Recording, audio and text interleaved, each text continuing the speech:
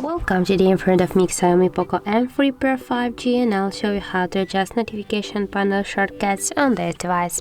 So first you should go to the notification bar, and right there you'll see the edit icon. When you'll swap with your finger to the left, tap there, and as can you see here, we got the widget, the icons that we can add to our notification bar, and also these icons we can remove from our notification panel. And just to do that, just to add one from these three icons, just hold them for a while and drag it, for example, here. And by the same way we can add one more item here to the notification panel. But if you want to remove one from the icons, by the same way, just hold for a while and drag it here to this down section, and so that's how it looks.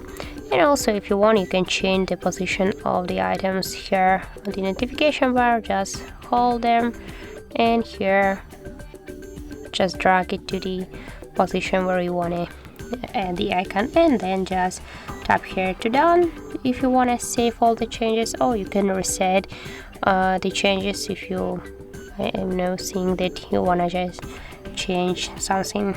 Okay, and now just tap here to done, and as can you see, we got here all our notification panel items. So that's how it looks. If you found this video helpful, remember to leave a like, comment, and subscribe our channel.